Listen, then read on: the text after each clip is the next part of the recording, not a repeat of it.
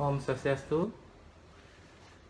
Perkenalkan, nama saya I. Nyoman Dimas Darmawan Primara, mahasiswa program studi arsitektur Universitas Warmadewa, reguler B, dengan NIM 19621222061. Terima kasih atas kesempatan yang diberikan.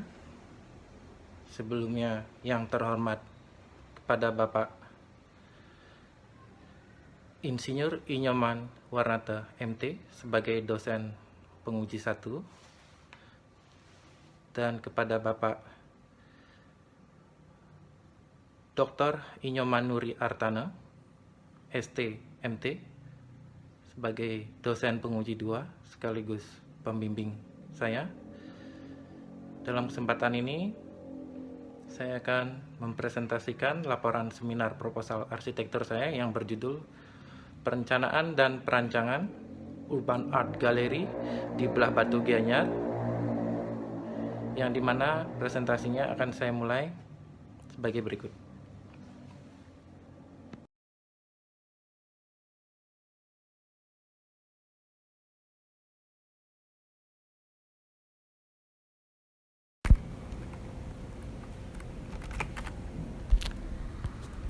Om Swastiastu. Berikut adalah presentasi seminar proposal arsitektur saya, Dimas Darmawan, dalam perencanaan dan perancangan Urban Art Gallery Bali di Belah Batu Gianyar, di mana pada latar belakangnya sendiri, Urban Art sendiri diketahui sebagai respon kreativitas suatu masyarakat dalam suatu kawasan yang secara demografis anggota masyarakatnya lebih heterogen, dan untuk urban art sendiri di Bali itu memiliki permasalahan kuratorial, di mana saat ini sebagian besar galeri di Bali cenderung menitik beratkan karya seninya pada komoditi pasar, sedangkan kebutuhan pasar itu sendiri dalam bidang kesenian itu idealnya hanya dapat dikelola dan ditentukan oleh seorang kurator. Tengah situasi pandemi COVID-19, pemerintah Indonesia meluncurkan program We Love Bali dalam program Clean Health Safety Environment CHSE oleh Kemenparekraf saat itu, yaitu Bapak Wisnu Utama Kusubandio pada tanggal 14 Oktober 2020, dengan ditunjang adanya penerbitan UMKM pada KSPN oleh Bapak Basuki Hadi Muljono, Kementerian PUPR, di mana kegiatan di Bali sendiri dalam urban art, kesenian urban art, dibutuhkan adanya fasilitas galeri. Dari identifikasi permasalahan tadi dapat kita ketahui adanya peningkatan jumlah kunjungan wisatawan dan potensi kawasan Belah Batu sendiri. Itu kita dapatkan perumusan masalah bagaimana perencanaan dalam mengoptimalkan potensi urban art Bali, kriterianya, dan bagaimana perencanaan konsep dan temanya. Dalam tujuan penulisan ini sendiri berfungsi sebagai penunjang kegiatan pariwisata secara edukatif dalam bidang kesenian dan juga alternatif wisata kesenian dalam budaya di Kabupaten Gianyar. Dan fungsi dalam perancangannya sendiri adalah memenuhi fasilitas kepariwisataan yang disertai edukasi. Pada desainnya sendiri nanti akan dirancang dengan harmonisasi desain yang ramah lingkungan dengan tetap menunjang potensi hasil karya seniman urban atau kontemporer di Bali. Dalam batasan fungsinya ada batasan utama, penunjang, pendukung, yaitu seperti pada pemaparan di layar, adanya batasan lokasi di mana potensinya kita kunci pada Kabupaten Gianyar. Lalu batasan perencanaan mulai dari perencanaan tata ruang secara makro dan batasan perancangan secara mikro, yaitu sama seperti zoning, entrance, pola dan bentuk massa, sirkulasi, dan penerapan struktur dan utilitas. Baiklah, dalam sistematika penulisan sendiri ada bab 1 pada pendahuluan, bab 2 studi pustaka, bab 3 metodologi penelitian, dan bab 4 spesifikasi urban art itu sendiri. Dalam pengertian galeri sendiri, galeri adalah ruang atau gedung tempat memamerkan benda atau karya seni dan sebagainya, dikutip dari Mulyono 1988, dalam bahasa Latinnya itu galleria, yang berarti bangunan yang salah satu isinya terbuka tanpa pintu, atau bisa juga disebut ruang terbuka yang dibatasi dinding. Ada jenis galeri menurut Susan F. Abasa, yaitu ada galeri museum nasional, regional, museum universitas, dan ruang seni kontemporer, di mana bentuk dari galeri adalah merupakan bagian dari seorang studio dari seorang seniman, merupakan bagian studio dari pengrajin, dan pada fungsinya sendiri adalah sebagai tempat promosi dari karya seni, edukasi, rekreasi, sebagai wadah berkumpulnya para seniman, pelestarian karya seni, dan yang terakhir eksistensi pengembangan kewirausahaan dan objek pariwisata nasional. Pada kajian studi pustaka, adanya pelaku kegiatan pada galeri, yaitu pengelola, yaitu badan dan yang bertanggung jawab dalam galeri yang dikelola, adanya seniman, pengunjung, di mana terbagi atas 3 kegiatan, yaitu kegiatan utama, yaitu kegiatan pameran, kegiatan penunjang, yaitu kegiatan yang menunjang kegiatan utama seperti pada pendidikan, penelitian secara intern maupun ekstern, konservasi seperti pelestarian atau perlindungan, restorasi, dan rekreasi yang bersifat untuk dinikmati atau dihayati oleh pengunjung tanpa adanya konsentrasi yang menimbulkan keletihan dan kebosanan. Dan terakhir adalah kegiatan pendukung yang mendukung segala kegiatan utama dan penunjang. Berikut adalah fasilitas utama pada studi pustaka, di mana ada ruang pameran tetap, temporer, bersama. Lalu ada dalam penunjangnya sendiri ada lobby, workshop, ruang informasi, tiket, pengelola. Dan pada pendukung ada ruang MEP, operator sistem, keamanan, servis, beserta gudang. Struktur organisasi sendiri pada galeri yaitu dimulai dari direktur, pemimpin, bendahara, registrator yang membantu konservator dalam mengadministrasi galeri, kurator, ini yang terpenting adalah pengurus pengawas warisan budaya atau seni yang bertindak sebagai ahli dalam penataan ruang pamer, pajang, atau kesenian urban. Ada edukator beserta instrukturnya, administrator, dan penjaga ruangan. Dalam tinjauannya kata urban art sendiri, seni atau art sendiri adalah sesuatu yang dilakukan seseorang bukan atas dorongan kebutuhan pokok, melainkan karena kehendak kemewahan, kenikmatan, ataupun kebutuhan secara spiritual, dikutip dari Bosman 1967. Sedangkan kontemporer sendiri berarti dari kata urbanus Latinnya itu urbs atau kota, adalah gaya seni yang berhubungan dengan kota dan kehidupan kota yang sering dilakukan oleh para seniman yang tinggal pada daerah perkotaan dengan ditandai adanya kegiatan pada ruang publik yang sering disebut dengan kegiatan vandalisme atau perusakan berbagai properti pribadi maupun fasilitas umum. Adapun karakteristik urban art mulai dari karyanya, seniman yang bebas berorientasi pada kegiatan masa lampau sekarang, penggunaan material, alat, dan bahan, dan berani menyinggung. Utamanya dalam kegiatan urban atau kontemporer adalah berani menyinggung atau mengkritik terhadap situasi sosial, politik, dan ekonomi. Klasifikasinya sendiri dalam 2 dimensi ada lukisan kontemporer, mural, grafiti sendiri adalah seni yang disampaikan berupa kritik sosial, sedangkan medianya berupa dinding yang besar, di mana mural bisa berupa lukisan atau stensil, grafiti sendiri berupa kata-kata. Jadi identifikasinya berupa kata-kata. Dalam fotografi sendiri untuk urban adalah kegiatan yang diambil dalam kehidupan sehari-hari pada kaum perkotaan dengan tema kesenjangan serta protes dan kritik atas yang terjadi pada daerah perkotaan. Dilanjutkan dengan seni grafik, yaitu seni karya yang sama jumlahnya, baik cetaknya berupa teknik manual ataupun digital. Dan pada urban art 3 dimensi ada instalasi dan urban toys. Instalasi sendiri adalah karya secara 3 dimensi pada kegiatan seni urban, di mana bentuknya adalah sebuah perakitan atau penginstalan.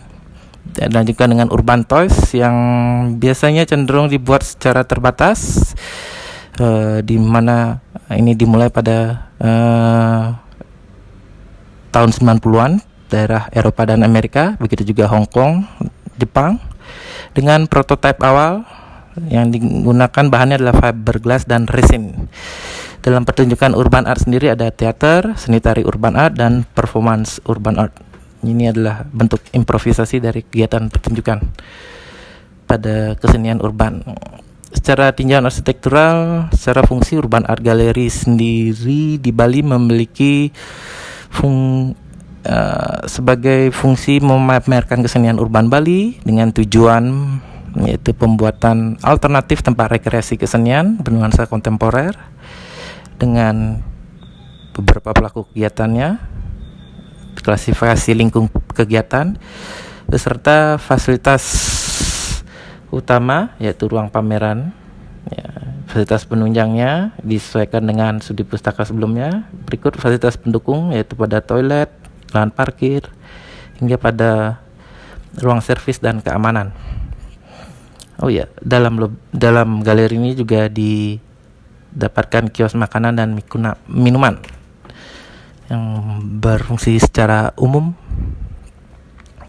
Dalam persyaratan umumnya, dalam prinsip perancangan galeri kesenian menurut Newford 1996 harus memiliki pencahayaan yang cukup, penghawaan, tampilan display, dan beberapa persyaratan lainnya adalah temperatur yang cukup, fleksibilitas pada desain ruang lantai, dilanjutkan dengan desain sirkulasi pengunjung yang dapat dilihat pada diagram organisasional, lalu ditambahkan pada materi karya yang ini adalah peran dari kurator sendiri secara teknis dalam bentuk, jasa, fungsi, medium, desain, tema, style, aliran, dan ukuran karya.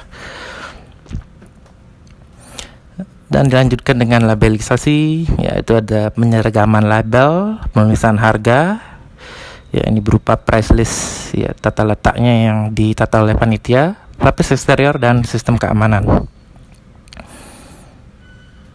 Pada metode perancangan, ini diambil dari arsitek data 3rd edition, bisa dilihat pada gambar. Jadi penyelesaian perancangan disesuaikan pada teori jarak dan sudut pandang. Berikut pada pencahayaan dan penghawaannya pada arsitek handbook. Dan lalu pada sistem penghawaan, di mana kondisi ini dikaji mulai berpertimbangan terhadap objek yang akan dipamerkan. Ini cukup penting dengan menghitung beberapa kelembaban udara. Lalu penentuan warna, utilitasnya sendiri yang digunakan adalah fully fan two pipe system, di mana ada downfeed system dan up system.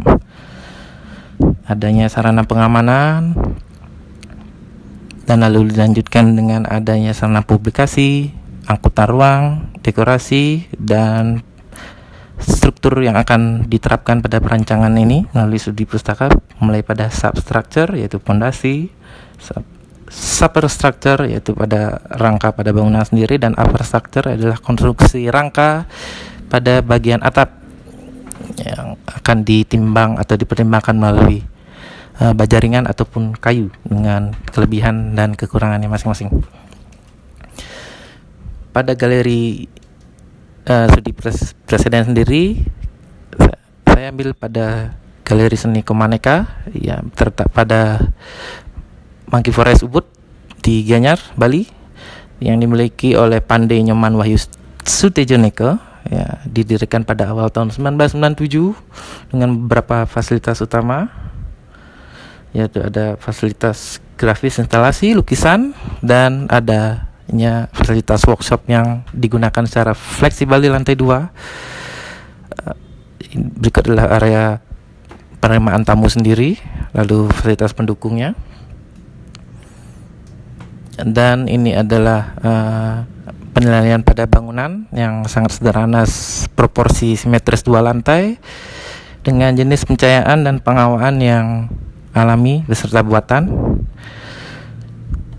Lanjutkan dengan studi presiden pada Manis Galeri dimiliki oleh Bapak Made Wijana dengan fasilitas utama ruang pamer. Ada dua bagian, yaitu bagian utama dan bangunan berikutnya. Ada dua area, ada ruang pamer lukisan beserta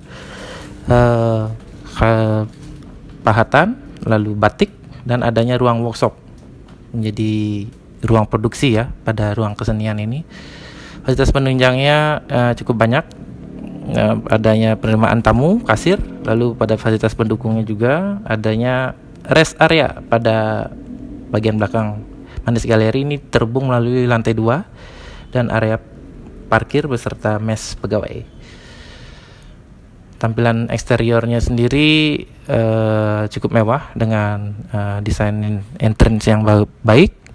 Ada arsitektur Bali, langgam arsitektural Bali dengan ruang workshop dan ruang pamer dengan jenis pencahayaan dan penghawaan yang mirip dengan Komaneka, yaitu alami dan buatan. Dalam studi presiden sendiri, yang terakhir ada The River, yakni ada pada daerah Connecticut, Amerika, selesai dibangun pada tahun 2015, di mana konsepnya adalah arsitektur dapat menjadi satu bentangan terhadap alam di sekitarnya, jadi bentuknya seperti aliran sungai dari hulu ke hilir dengan fasilitas utama sanktuari dan penunjang pada perpustakaan. Lalu fasilitas pendukung adanya kafe dan beberapa fasilitas penunjang untuk kegiatan seni lainnya. Dan pada fasilitas utama sendiri ini lebih ditujukan untuk berbagai kegiatan yang bertajuk cagar seni dan budaya pada sanktuarinya sendiri. Untuk metodologi penelitian menggunakan metodologi deskriptif kualitatif. Lalu pada rancangan penelitiannya pada input mulai dari isu dan permasalahan, lalu dilanjutkan dengan judul, studi pustaka dan studi presiden, evaluasi data pada proses, menghasilkan sintesis pada spesifikasi proyek, kriteria lokasi tapak, gagasan arsitektural dengan desain skematiknya. Berikut beberapa gambaran metodologi penelitian mulai dari pengumpulan data, yaitu observasi, interview, dan dokumentasi, lalu pengolahan data pada reduksi data dan penyajian data, dan pada analisa data sendiri, yaitu dimulai pada tapak, bangunan, elemen fisik, citra, struktur, beserta utilitasnya, menghasilkan kajian sintesis beserta penarikan kesimpulan yang di sini sifatnya sementara dalam penelitian deskriptif kualitatif. Dan pada spesifikasinya sendiri, pada Urban Art Galeri Bali yang akan dirancang dalam perencanaan adalah berfungsi sebagai fasilitas dan media para seniman urban kontemporer untuk memamerkan produk keseniannya, juga kegiatan jual beli dengan tujuannya yaitu mewujudkan situasi pengalaman alternatif yang nyaman dan dapat menambah wawasan dalam mengedukasi baik secara langsung. Dalam jam operasional sendiri ada dibuka setiap hari, khususnya pada hari Sabtu jam 7 sampai malam dan hari Minggu jam 9 sampai jam 11 malam. Dan beberapa jenis kegiatan urban yang diwadahi adalah terdapat dalam tabel. Dan pada kegiatannya sendiri ada pameran karya umum, karya khusus, berikut sivitas pada pengelola, senimannya, dan pengunjung, serta adanya pedagang, di mana dalam hal ini kajiannya menyesuaikan pada kajian studi literatur dan preseden.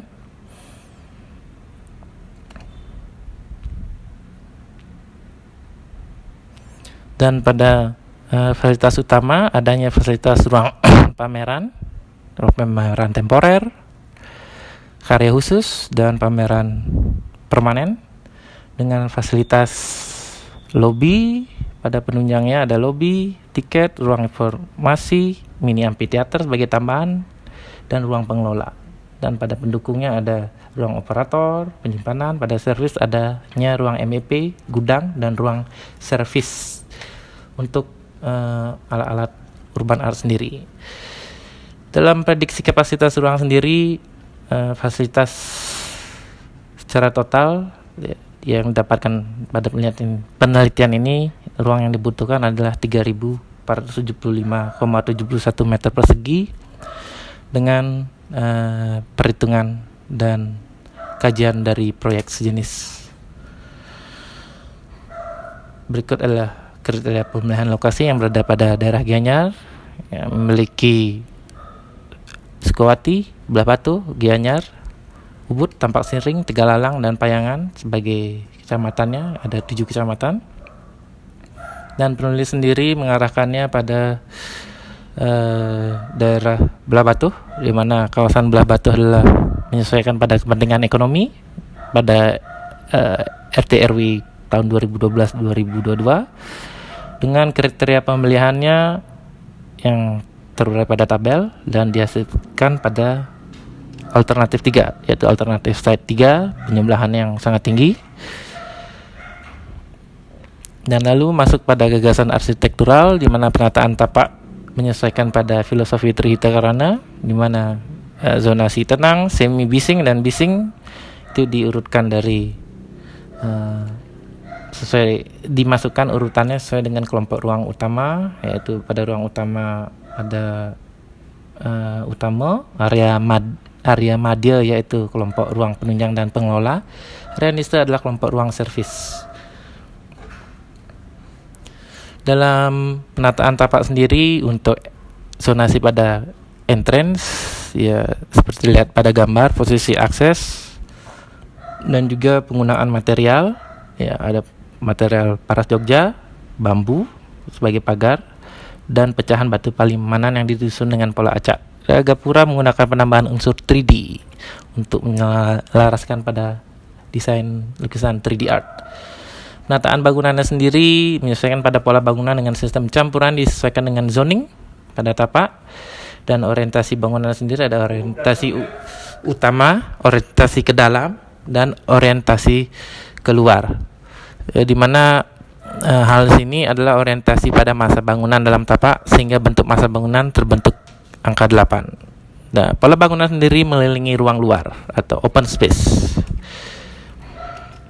Baik, sekian dan terima kasih presentasi dari saya. Om Santi Santi Santi Om.